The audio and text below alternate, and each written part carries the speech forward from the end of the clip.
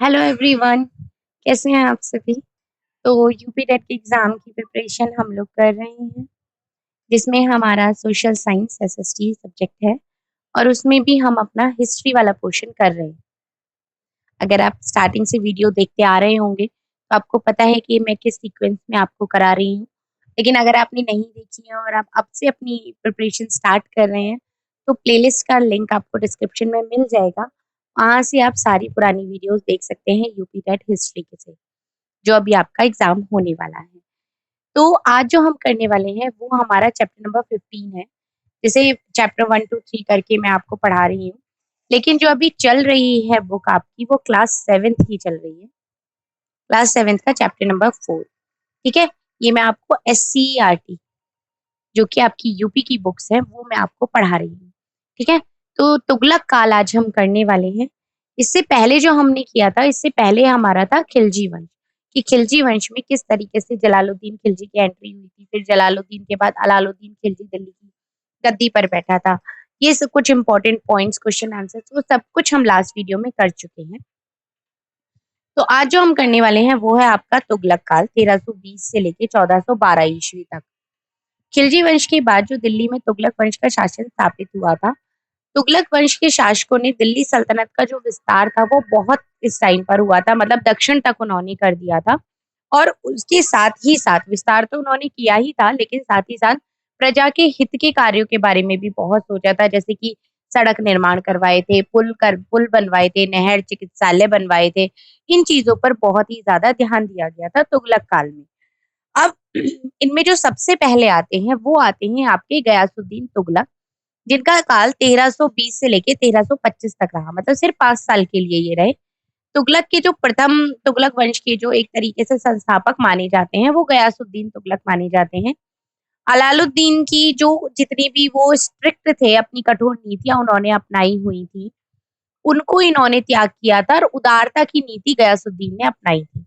इन्होंने प्रजा के असंतोष को भी कम करने के लिए इन्होंने टैक्स को भी कम कर दिया था और साथ ही साथ जो कृषि थी उसको भी बहुत ज्यादा प्रोत्साहन किया था गयासुद्दीन ने। अब आते हैं मोहम्मद बिन तुगलक। इनकी गयासुद्दीन की मृत्यु के बाद में उनका जो पुत्र था जौना खां, उसको मोहम्मद बिन तुगलक के नाम से 1325 में सुल्तान बनाया गया था। इन्हें दिल्ली सल्तनत का सबसे विद्वान सुल्तान माना जाता है। मतलब ये सबसे ज्यादा ज्ञानी सुल्तान थे दिल्ली सल्तनत के। कौन? मोहम्मद बिन तुगलक। ठीक है? इन्हीं के शासन काल में जो आपका मोरक्को की यात्रा थी, इसने इब्न बतूता भारत आया था। इसने अपनी पुस्तक रेहला में भारत यात्रा का वर्णन किया है।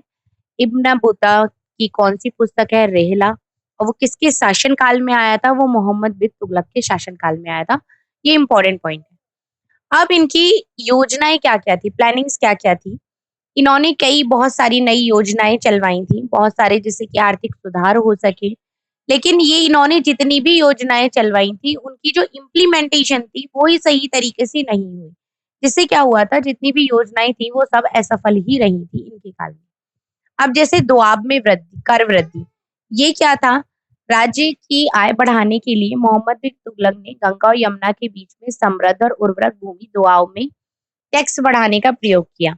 अब ये उस समय पर क्या हुआ, टैक्स की तो आप वसूली शुरू कर दी, टैक्स भी उन्होंने लगा दिया, लेकिन वहां पर बहुत अकाल पड़ गया था और शासक के भय से, मतलब उस सुल्तान को इस बात की किसी ने जानकारी नहीं दी और टैक्स एज इट इज चलता रहा। खेती की बर्बादी हो गई, किसान अपना घर छोड़कर जंगलों में जा जाकर छिप गए, जिससे लोगों ने टैक्स देने से मना कर दिया और विद्रोह भी करना शुरू कर दिया था। बाद में सुल्तान ने राहत के लिए बहुत सारी चीजें करी, लेकिन वो होता है ना कि समय पर काम ना करने की बजाय फिर अब चिड़िया चुग गई खेत तो बाद में क्या पछताना, तो वो वाली चीज फिर बाद में इसकी रही। फिर इन्होंने सोचा कि राजधानी परिवर्तन ही कर लेते हैं। अब राजधानी परिवर्तन एक दूसरी राजधानी बनाने की योजना थी।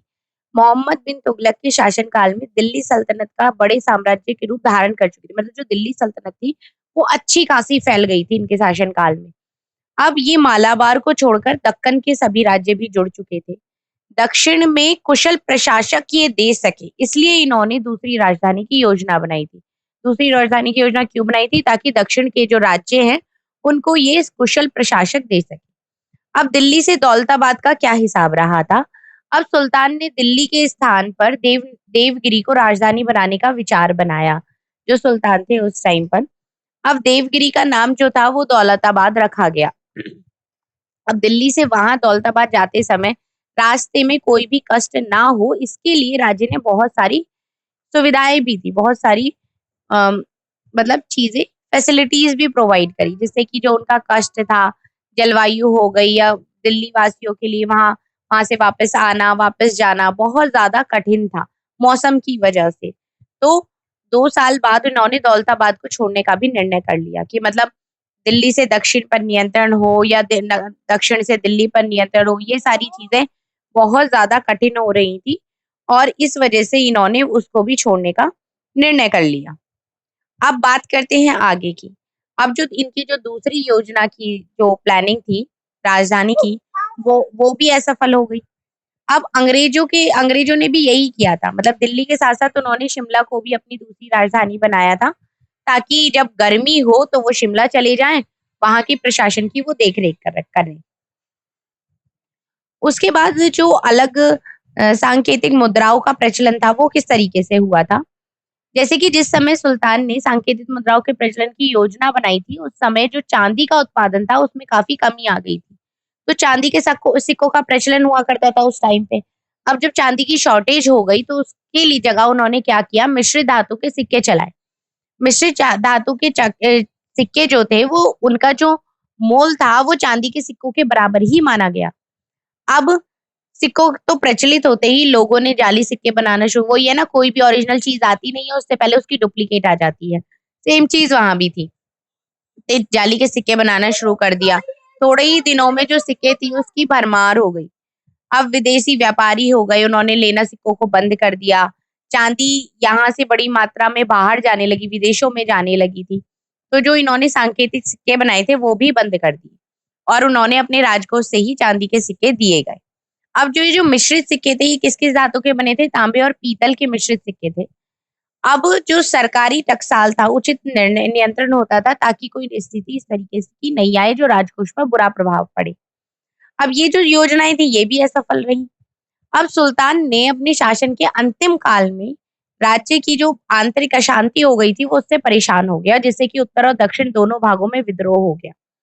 अब केंद्रीय शासन प्रणाली होने के कारण इन्होंने स्थानों पर पूर्ण नियंत्रण नहीं ये रख पाए। मतलब आप उत्तर से लेके दक्षिण तक फैले हुए हैं।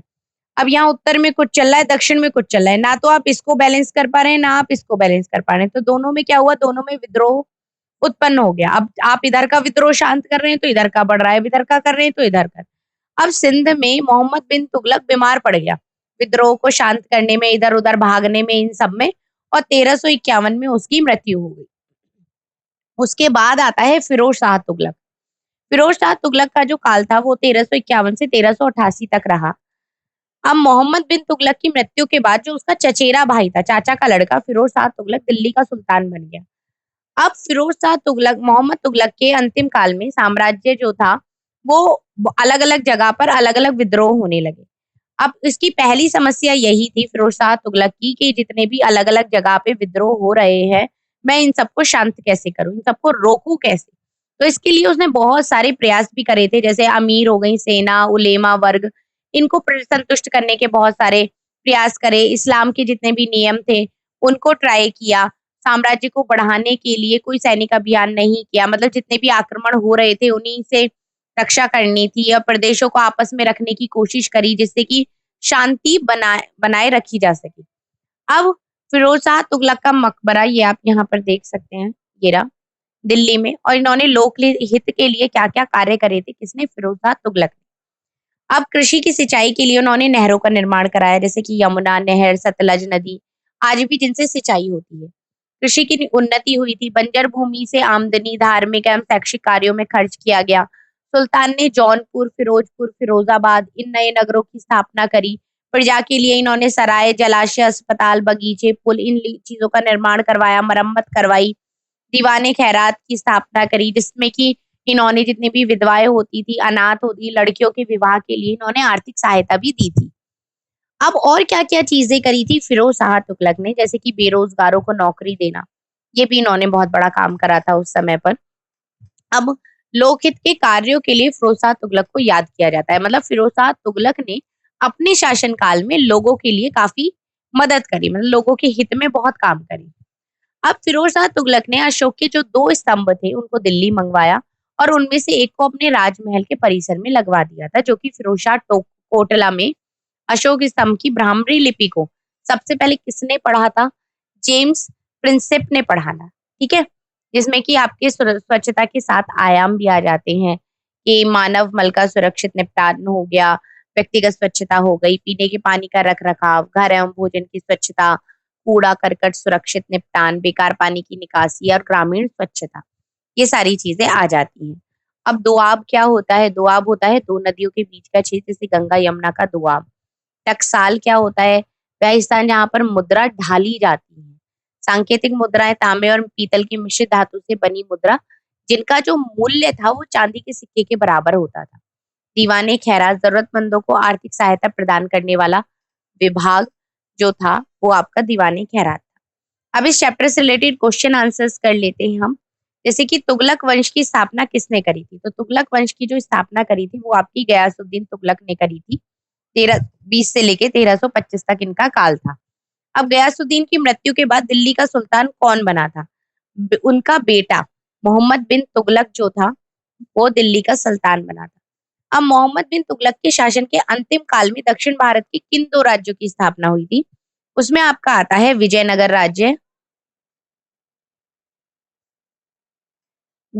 राज्य और दूसरा आपका आता है बहमनी राज्य।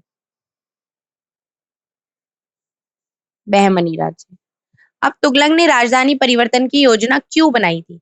क्योंकि जो दिल्ली सल्तनत था उसका जो राज्य था उसका साम्राज्य बहुत ज्यादा फैल चुका था, तो वो दक्षिण के राज्यों को सही कुशल प्रशासन दे सके, इसीलिए वो दूसरी राजधानी बनाने की योजना बनाई। अब फिरोज तुगलक ने प्रजा हित के लिए कौन कौन से कार्य करे थे? भाई नहरों का निर्माण करवाया, सरायों जलाशय अस्पताल हो गए, बगीचे पुल हो गए, इनका निर्माण करवाया, विधवा हो गई, अनाथ लड़कियों के विवाह के लिए सहायता करी, बेरोजगारों को नौकरी दिलवाई, ये सारे प्रजा के हित के लिए इन्होंने कार्य करे। अब मोहम्मद तुगलक ने दिल्ली के स्थान पर कौन सी दूसरी राजधानी के लिए चुना था? वो था आपका देवगिरी। देवगिरी को आज की डेट में आप दौलताबाद भी कहते हैं।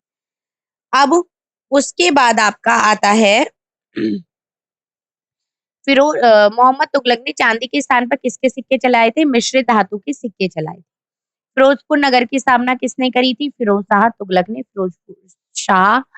फिरोजपुर नगर की स्थापना फिरोज शाह तुगलक ने करी थी। तो ये जो चैप्टर है आपका ये यहाँ पर खत्म होता है। होप सो आपको चैप्टर बहुत अच्छी तरीके से समझ में आ गया होगा। अगर नहीं कोई डाउट है इस चैप्टर से रिलेटेड तो आप वो मेरे से कमेंट में पूछ सकते हैं। चलिए मिलते हैं अपने नेक्स्ट चैप्टर में, और दिल्ली सल्तनत पे और किस किस का राज रहा था उसको आगे हम पढ़ेंगे। Thank you so much.